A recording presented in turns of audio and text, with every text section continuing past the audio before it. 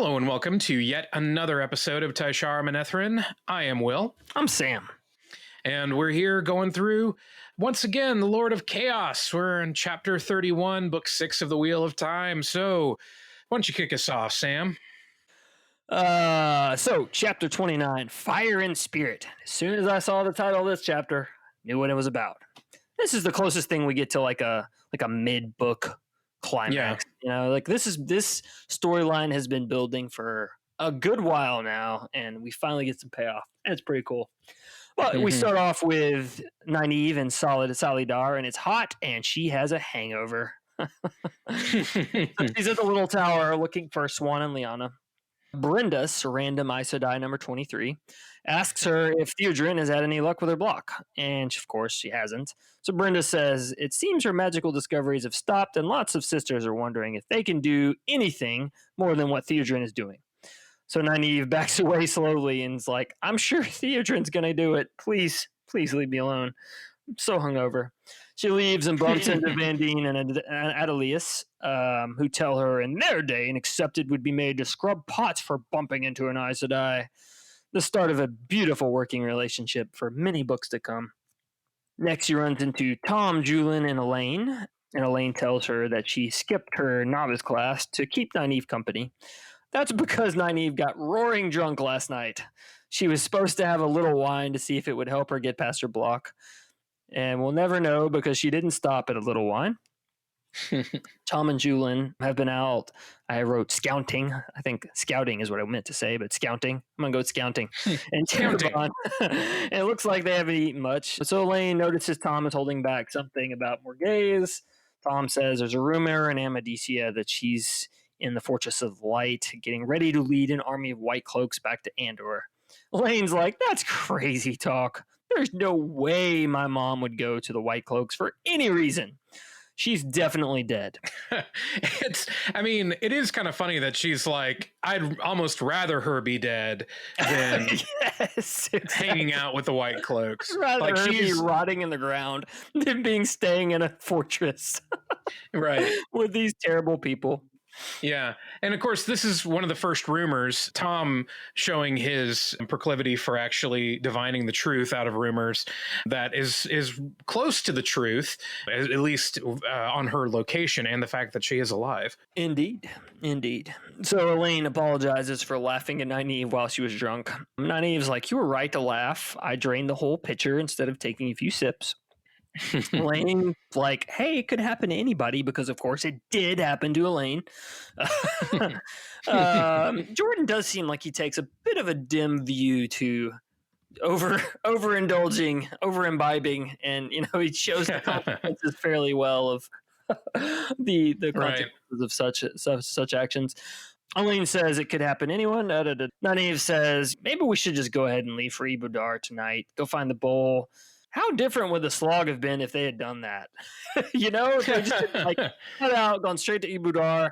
No Tylan, no Matt, no Vandine and Adelius. An alternate universe with reduced slog.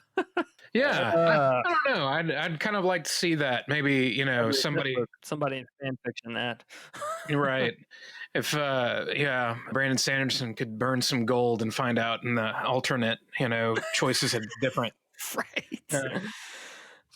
Just get a Ouija board and ask Jordan what could have been different. So Elaine says, we'd be no good to Rand as runaways. We need to be Aes Sedai. We have things still left to learn here.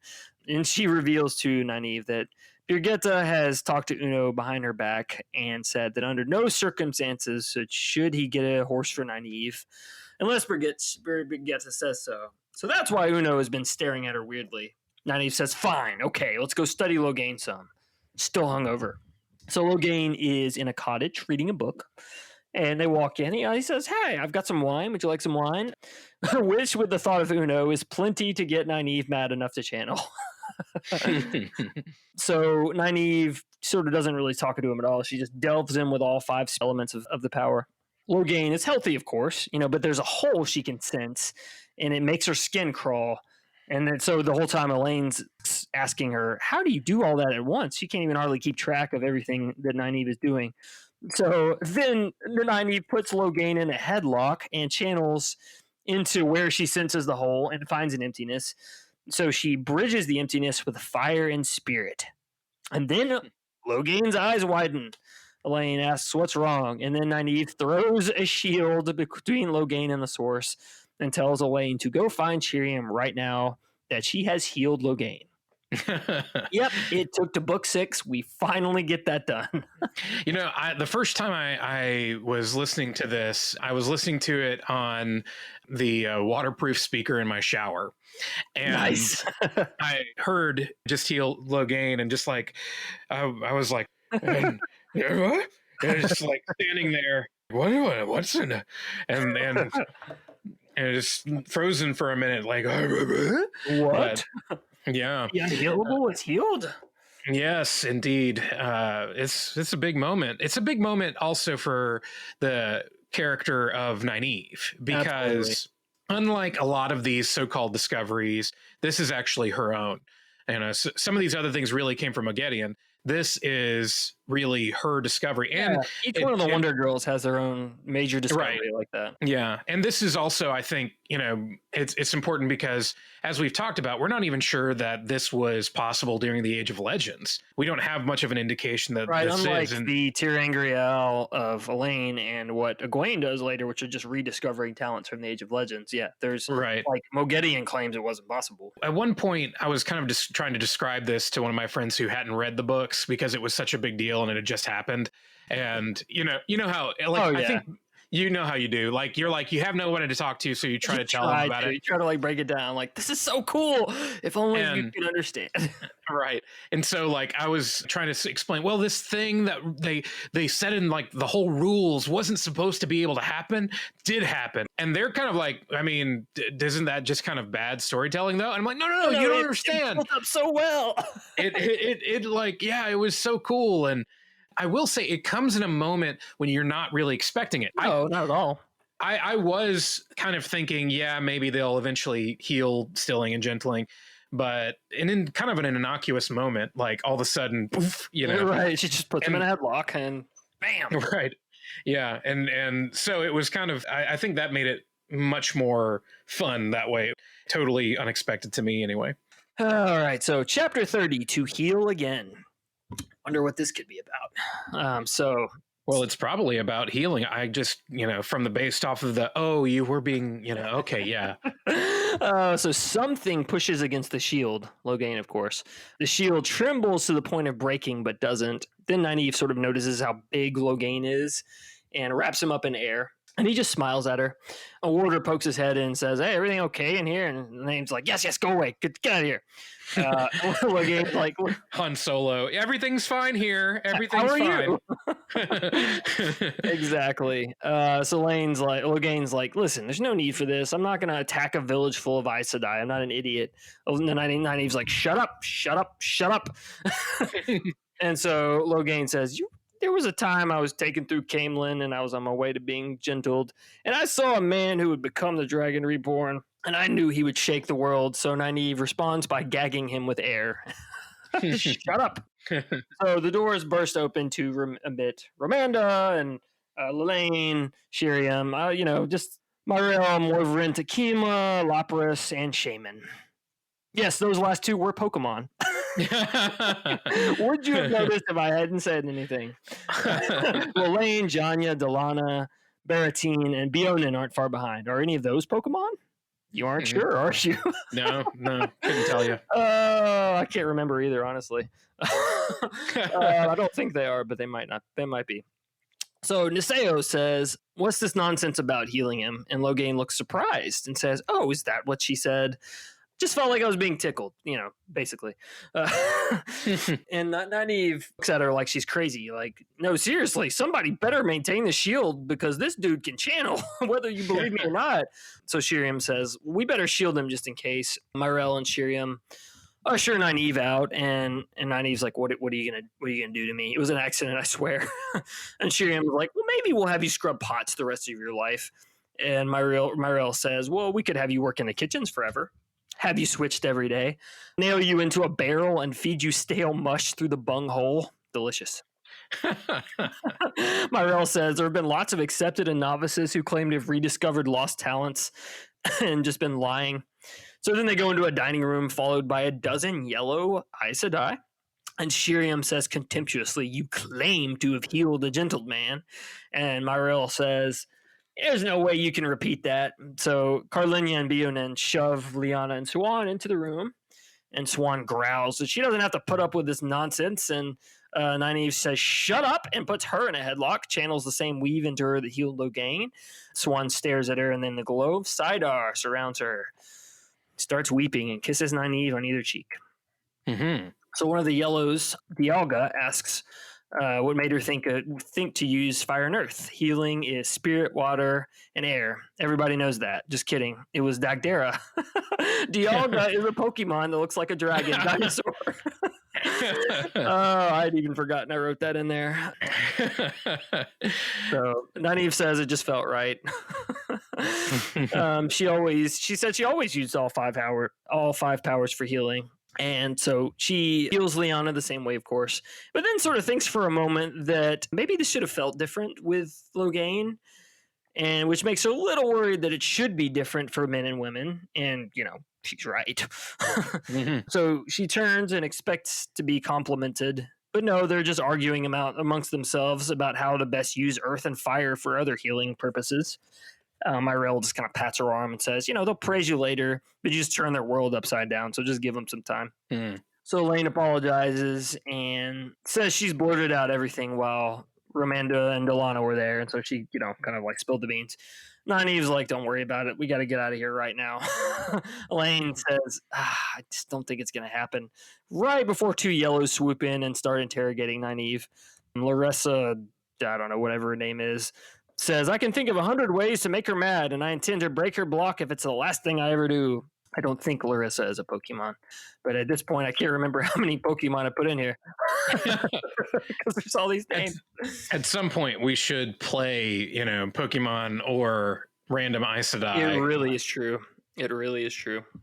So, swap to Swan, who hugs Lilane, and Delana cries. She sees Gareth Bryn and says, "I can channel him," and goes up to him and says, "I can channel again." So, ha! Bryn's like, "Good, maybe this will mean my laundry will get done faster by channeling." She's like, "Excuse me, you expect an Aes Sedai to do your laundry?" And she wraps him up in flows of air, lifting him off the ground. Or she wants to try to do that. Before she was stilled, she could lift like 3 times her own body weight using the power. Not so now. Seems Nynaeve was right to be a little apprehensive about using the same weave on both men and women.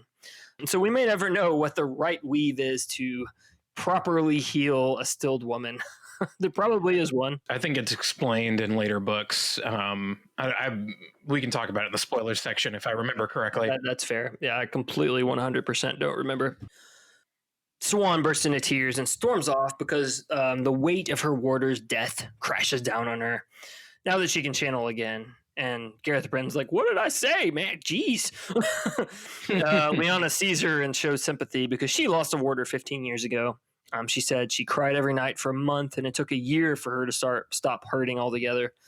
So they turn to go to the hall, and Swan wants to be Amerlin again now that she can channel, because it's a fair question. Is it, she was never properly deposed, she was just stilled, etc. So we switch to Elaine, who's in the room when Nynaeve stumbles in, quite upset. She had one roll for dinner, and after demonstrating the weave to every single yellow in Solidar, the yellows have set up a schedule for every single one of them to have a chance to work with Nynaeve to try to break her block and to learn about her weave. So Swan and Lyanna walk in, and they have a tray of food, and Swan says, "We're Aes Sedai again, yay!" Lyanna is going to be a green this time, though, instead of a blue. Apparently, it's once they've been stilled and come back, it's like they're starting over again. But they did let them back in, and they say that Six Sisters are maintaining the weave on Logain because he is as strong in the power as he ever was. So Swan and Lyanna aren't, though, and they really would like for Nynaeve to try healing them again. Swan and Lyanna take a minute to explain how strength in the power is involved in Aes Sedai politics and how important it is for them to be as strong as they used to be. Swan also says, "Thank you for what you did anyway. You gave me my life back. I'd like to be your friends, or at least crewmates in the same boat." Friends, Elaine says at once. Not so much Nynaeve. She's had a long day, and she's Nynaeve. Really, she wants to know what Shiriam learned from the wise ones at Teleron Riyadh. Swan doesn't want to tell her. Lyanna says, do you do it or I will? Swan says Elida's embassy is met with Rand and Egwene will be at the next meeting in Teleran-Riyadh. The next morning they come back and Nynaeve says, sure, I'll try to heal you again, but what has already been healed cannot be healed again. And so they're stuck with the level of power that they have. Switch to Delana. She's sitting with Swan and marveling at how much stronger in the power she is than her old friend. The opposite had always been true in the past. And Delana says she'd be happy to help Swan get into the meeting with the Wise Ones, which is what Swan wants. So after Swan leaves, a serving girl tells Delana that a woman named Halima is there to see her. Mm-hmm. And Delana says she's never heard of a woman named Halima. When the woman walks through the door and makes the secret sign of the Black Aja or something, which is confusing because she obviously can't channel, according to Delana. But Delana orders the serving woman to leave. And Halima says she found out about Salidar from a blue sister named Cabriana Macandis, who died from a fall from her horse along with her warder. Is that a Pokemon? It is not. It does sound like one, doesn't it? Sounds like two Pokemon. It really does. Go, Cabriana! Macandis! Macandis! Halima starts giving Delana orders, and Delana's like, wait a second. But then Halima says, my real name is Arengar, which Delana has heard in her dreams. So she's scared out of her wits and like, okay, whatever you want. Chapter 31, Red Wax. So we're kicking off with our favorite storyline, the White Cloaks. Yeah, man, Eamon Valda. Can't wait to see what he's up to. So he rides into the Forest of the Light, and Dane Bornhold walks up, and he's been drinking. So Valda has been fighting Dragonsworn, and he tells Bornhold, meet me for dinner at 6, sober. And then he heads for his room, but a questioner stops him, tells him he should visit the Dome of Truth. Such a pretentious name, the Dome of Truth. Yeah. Anyway, these guys are just awful. Yeah, all the way around. Yeah, everything about him. I'm sure the architecture is real lacking in taste. So he meets up with Radam Asunawa, the High Inquisitor, who says Niall must not be allowed to destroy the children. Valda says, I'm listening. And Asunawa says, okay, and leaves. So good talk. So we switch to Niall, who has been watching Valda from a window, I guess, speak to Dane Bornhold and then stalk off in a fury. Apparently Valda is just always in a fury, like a male white cloaky Nynaeve. Probably uglier. Omerta shows up with a sealed tube. I see Omerta, I think Omerta, like the Lamb of God. Omerta. Anyway. I didn't think Lamb of God was going to come up in this. I didn't either. That was not in my notes. This is completely off the cuff. This is another message from Varadin. This was one saying, this is the guy who was in the Shan-Chan invasion, and just to Pedro Niall seems like a crazy person. But something in this message stands out because he says that he would try to smuggle someone named Phasar out. Phasar is not a quasar like in space. Yeah. I don't know. Phasar sounds like a cosmic weapon. I mean, it's like the weapon from Star Trek almost. It's true. Very good point. Said Phasar is to stun. This catches Niall's eye because Phasar and Varadin, they shouldn't know about each other. They're two different. They're two operatives that are supposed to not know that each other exists. And this prompts him to send a message back to Varadin because Niall has 4 rules of action and information.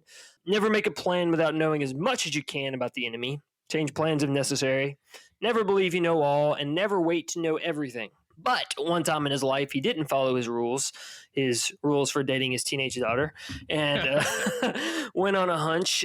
He set a third of his army to watch some mountains and caught an Ilianer army trying to catch him from behind. And so he knows that sometimes having a hunch does pay off, so he tries to listen to his hunches. You got to be watching out for those Ilianers. You got to spray for them every now and then, otherwise they're just going to come right back. Exactly. You're going to have to call somebody.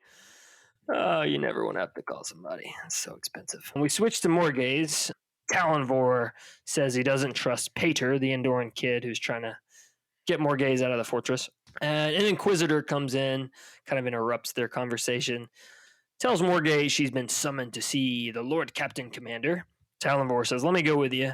But Morghese wants to appear strong and says, no, I'll go alone. So Saren, kind of like Saren Gas or Saren from Mass Effect. Yeah, that's who I think of. So he takes her on a different route from the usual way she goes to see the Lord Captain Commander. And they end up in a courtyard, which has a scaffold. And there are 3 women and a dozen men standing on it with nooses around their neck, including Pater and his uncle. So a white cloak officer calls for the light and pulls the lever, dropping all the trapdoors open. Unfortunately, Morghese has to watch her plot to escape from the Fortress of the Light, hang by the neck, and die. So Saren is watching her, kind of expecting her to get sick, and she just sort of stands strong. Then they go into senile, and Morghese says, all right, I'll sign your treaty, because she's like, I don't have any way around it. I picture the scene of them getting hanged going up with a wah, wah, wah, wah. There's our dark satire, I guess. Yeah. So after she signs, he comes up with a treaty very quickly for her to sign. She asks, so how fast can you send some troops? And he says, all right, don't hold your breath. I got other stuff going on, but we can play stones if you want. It's like saying checkers. I don't know. We can sit around and play checkers. So Saren reports to Asanawa that Morghese was taken aback by the hangings. But it's clear that this was a bit of a coincidence and that Morghese was there to see that Morghese wasn't necessarily there specifically to see Pater and his uncle hang. So no one had any idea about the plot to get her out of the castle. It was just kind of a, white cloaks being white cloaks, hanging people for being dark friends that actually weren't. Just happened to hang the people that were helping her get out of the castle. At least that was my reading. I mean, if you read it otherwise, but it definitely seemed like it was just like, well, that kind of worked out in Niall's favor, but it was not anyone's plan. Well, we found some people. Best get to hanging them. Exactly. This guy gave me an ill-favored look, so I'm going to hang him. Chapter 32, Summoned in Haste. So, back to Egwene. The Shadow Wise Ones have been in the tents at Kyrian, including Savannah. Okay, I've got to say, it throws me off every time Kate Redding pronounces her name Savannah. Yeah. I've always thought it was Savannah. I don't know. It just throws me off. I think it's Savannah. I also. Yeah. So Egwene had made one too many comments about the Shido, and so she was sent to dig a hole deep enough to stand in. And when she climbed out, Savannah was watching. Weird. The Wise Ones have not gotten the memo yet about the Shido being awful and untrustworthy, so they're just kind of still letting the Shido Wise Ones come and go as they please. Mm-hmm. So Egwene is spending, of course, lots of time with Gawain, sitting on his knee at the Long Man with a fat innkeeper smirking at her. But one day she decides she wants to go out to the Seafolk vessel that's parked in the harbor. So she pays a boatman to row her out after bickering over a silver penny.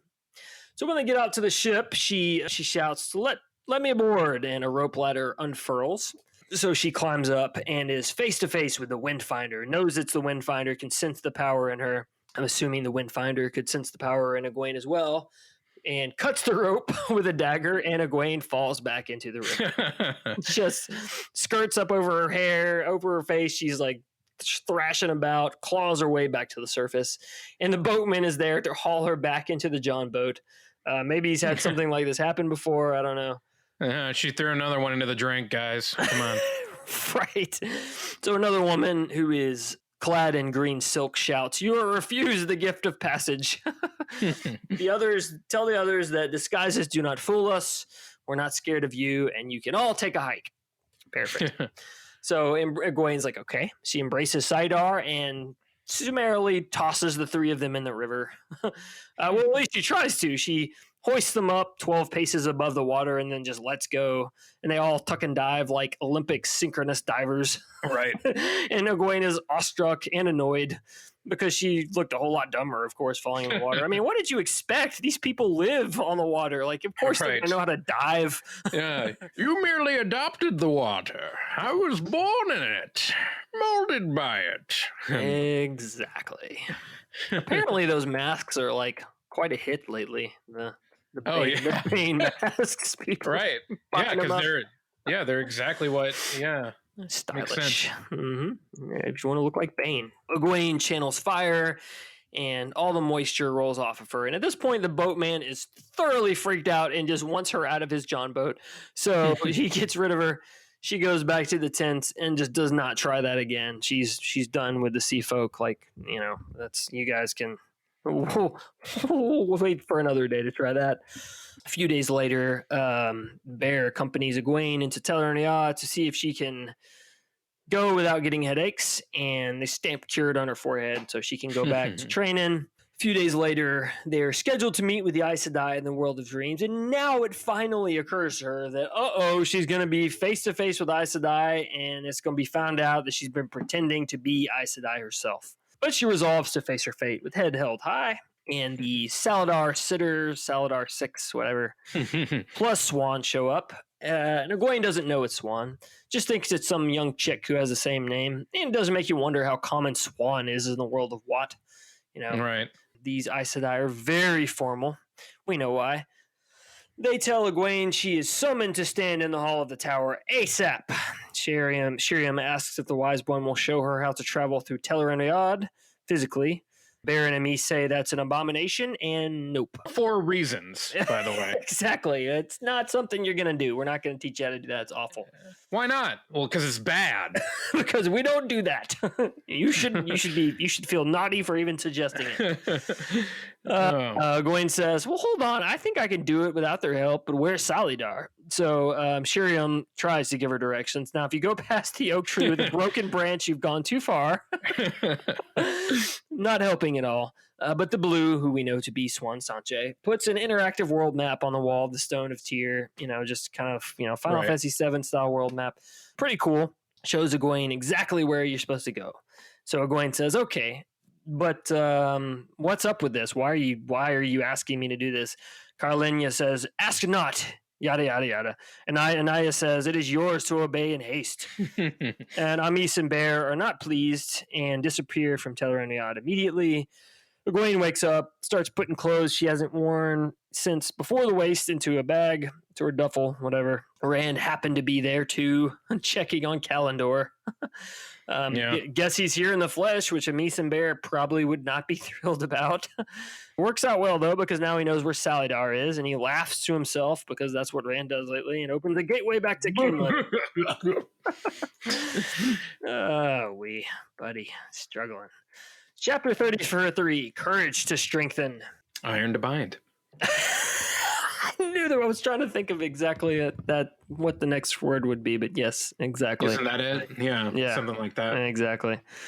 Amis and Bear walk into Egwene's tent, and Egwene thinks, she's in trouble. And Amis says, we can't do anything to you now. You're Aes Sedai, not our pupil, and you've been summoned. But Egwene knows what she did was wrong. Bear told her not to even think of traveling through Tel'Aran'rhiod in the flesh. Again, why? But she said that. Yeah, sure. Why not? But yeah, just moving past that, but okay. But she had kind of worked it out for herself anyway. But Sorlia smiles and said she would make a good Aiel because she knew that what she did was wrong. And they thought it was wrong, but they weren't mad about it. You got to do what you got to do, and that's that. They're mad because she lied. She lied to him. But she lied about other stuff as well, and it's time to come clean. So she says, yes, I did enter Tel'Aran'rhiod behind your backs, but the worst of it is I'm only accepted, not Aes Sedai. But the magic words, I have toe. So yeah, going to be a little delayed in leaving, possibly. This is a really important scene for the character of Egwene. And I mean, definitely. Early on, I said that she, aside from the three Ta'Veren, might be my favorite character. And in this read through, I still feel like that's the case because I feel like you can see, knowing where she ends up, you can see this progression. And I feel like you see it here taking a really important turn because, she's doing honesty and integrity, right, and trying to come clean with her friends and she respects. Yeah, and allowing them to go through this basically ritual beating so that she can be okay with them shows a great deal of respect for other cultures, a great deal of honesty and integrity. Yeah, because she could have just as easily just not have told them any of that stuff, and things would have been okay, but she wouldn't have had a clear conscience, and she wouldn't have had that integrity. Or she could have told them and just said, "Peace out." she doesn't have to follow Jaito necessarily. Right. And that would have changed her relationship with them, and right. And it would just have created more distance. Yeah, that's a good point. It is very much a definitive change in her character, and it kind of sets her up for her role moving forward. Right. So switch over to Matt, who is playing Snakes and Foxes with Oliver, which Snakes and Foxes sounds a little bit like a cross between Candyland and chess with like a side of Lovecraft. I don't know. Right. Yeah. You can't win, but Oliver is convinced they'll win this time, but they lose anyway because that's what kids always think they can win in Snakes and Foxes. Apparently, yeah. Dyred comes in and tells Matt that he's becoming a great father. Also, the Lord Dragon is here in our camp. So Matt sends Oliver to bed, and Rand bursts in, talking feverishly. Seems like this fellow is not sleeping, or maybe he's had a couple of pots too many of coffee. I don't know. Matt's like, we're on the way to Tyr like you want, like right on schedule. Rand's like, forget all that. I need you to go get Elaine and take her to Camelin. Matt said, what? Also, Avienda is going with you. So Matt's like, wait, why don't you just go get her yourself with a gateway? You got this thing. You just came here. Rand says, here's where Solidar is on the map, and I'll drop you and the band a few miles away right now. And the reason I can't go is because there are a bunch of Aes Sedai and Solidar, and I dare not go there myself. He tells Matt to get Elaine. Which, I mean, by the way, that's legit because that's fair. if he dropped into the middle of Saladar, he would be they're gonna shield him, and he's gonna be with Logain sitting in the cottage. Right, exactly. And so, I mean, like there are a lot of times where Rand's just like, I just don't want to, or whatever. Which is legit, yeah. As we see, if there are more than a few Aes Sedai gathered, it is trouble for Rand. Mm-hmm. Especially at the end of this book. He tells Matt to get Elaine and then march across Altara and Mirendi to Camelin, showing his banners. Matt argues and then figures, it's a waste of breath. So he says, give me 2 hours. Band could be ready faster, but why hurry? I mean, what's 2 hours going to do? It's going to help. And he doesn't want them to think they're about to be in a fight. Rand asks Matt to take care of Elaine. Matt says, I'll treat her like my own sister. They kind of do behave like a brother and sister later on. Sure, quarrel like that. Rand hands Matt a letter for Tom, the one from Moraine we know about. Matt speaks up and says, Oliver, go get Talmanis. Now in the Legion and Darad. Oliver squeaks and says, Matt, yes, Matt, and runs off because he's been hiding in a corner and go to bed like he was supposed to. Matt tells Avienda that as long as you travel with the band, you're under my command. She says, I knows how to follow the orders in battle, but if you try to put me on a horse, I'll knife you. So Matt studies the map around Solidar while Avienda sharpens her knife. She's sitting there sharpening her knife. The fellas show up and Matt introduces Avienda, says, don't look at her crosswise or she'll try to cut your throat and slit her own by mistake. And this earns him a guffaw from Avienda while she continues to sharpen her knife. Good one. Shing, shing. Just, oh, dear. So Egwene, switch back to Egwene, who is being beaten by the Wise Ones to meet her toe. And they finally stop when she grabs Bear's ankles and say, I have a journey to get on, so get on with it. They go around the room and say, this woman has no toe to me. And then when she's slow to get up, they're like, all right, don't be too proud. Get on up. Yeah. Egwene says, I'll miss you all. Soralia says, you should come back, and I've got a man you can marry. I'll show him to you in the sweat tents. I think one of the things that's important in this moment is how she comments on immediately after savagely beating her for what was presumably hours, because all of them she's exhausted and just covered in bruises and welts, right, and all of them that she lied to got to have they just went around the room like handing a whip to whoever, I guess. And so immediately after they have all said, this woman has no toe to me, pretending like nothing ever happened. and that's just such an important part of Aiel culture, right? They don't hold grudges. It's like complete amnesia when it comes to that sort of thing. When it's done, it's done. And it would, like, at that point, it would even be rude if she were to bring up the fact that she lied, because it's like, no, you've met your toe. Oh, we beat you for that. It's done. Don't bring it up again. It's over.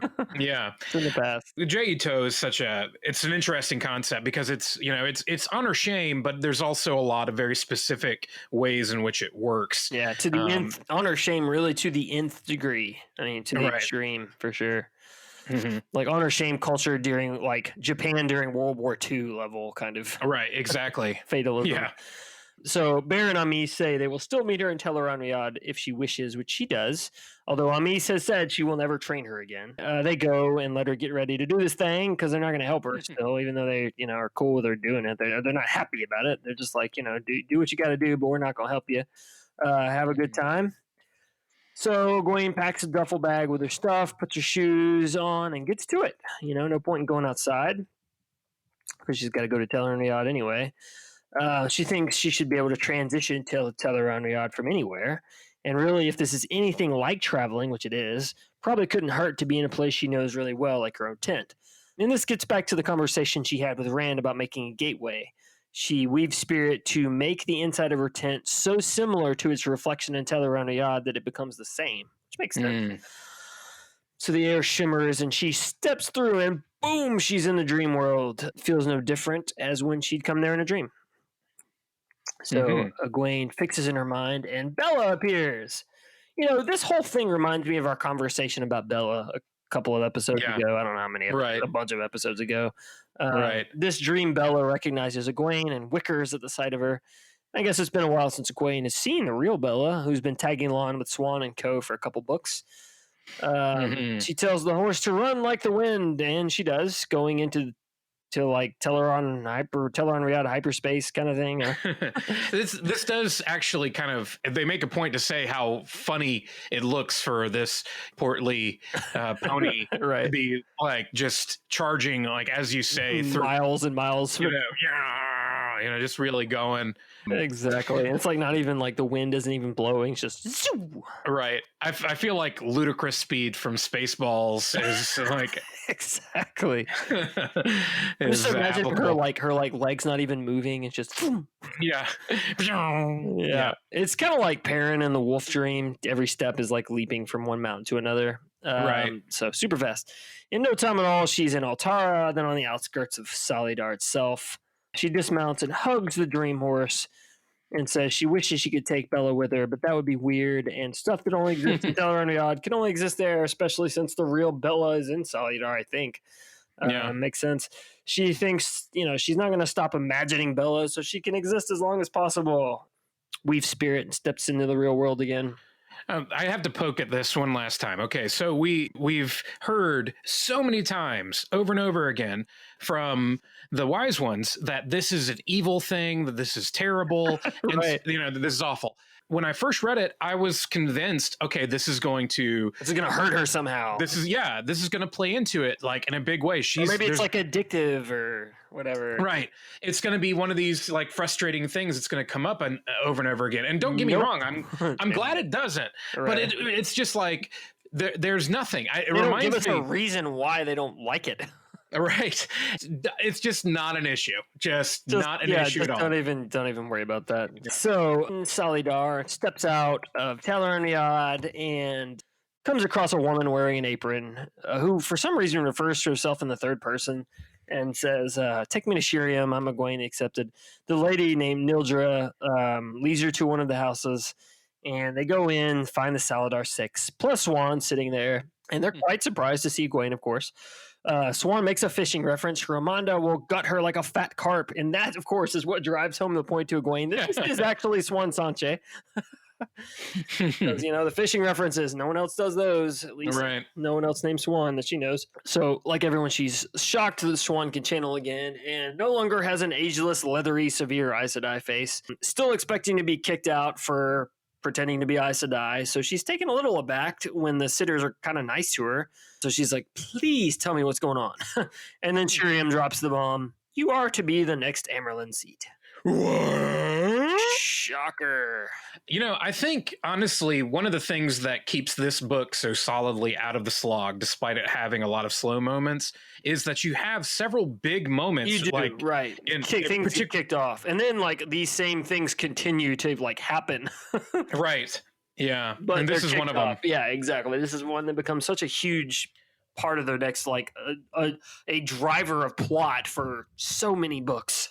Right. A driver of annoying plot. Yeah.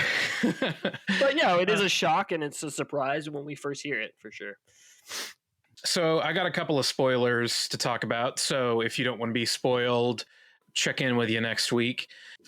As you mentioned earlier about the healing of men versus women, it's later revealed, if I remember correctly, Okay. that it has to be a man to heal a woman to get them back to full power. Oh, interesting. Okay. And that was why the weave worked to bring Logain back to his full power, Right. Okay. but the reverse wasn't true. So that was just something that I remembered when you were saying that. So Makes you wonder if they were to still Swan and Liana again, and then have Right. Logain heal them. yeah, yeah. Nobody probably wants to go through that, but Right. Yeah, I don't know. Are curious about the rules, or if like Logain can still, could right, sure. If he was to do the same weave, or Right, something, yeah. it would work. uncork it a little bit more. Sure. I don't know. All right. Well, that's our episode. So be sure to check us out at tsmpodcast.com. Join us on all the socials at Podcast TSM, on Twitter, on Facebook, on Instagram. Say hey to us. You can fill out our contact form on our website or email us at stuff@tsmpodcast.com. We would love to hear from you. If you have a correction, if we've said something that's not accurate, we'll be glad to make that correction. And if you have nice things to say, we'll give you a shout out. Thank you guys so much for listening. And until next time, Tai'Shar Manethrin. Heyo.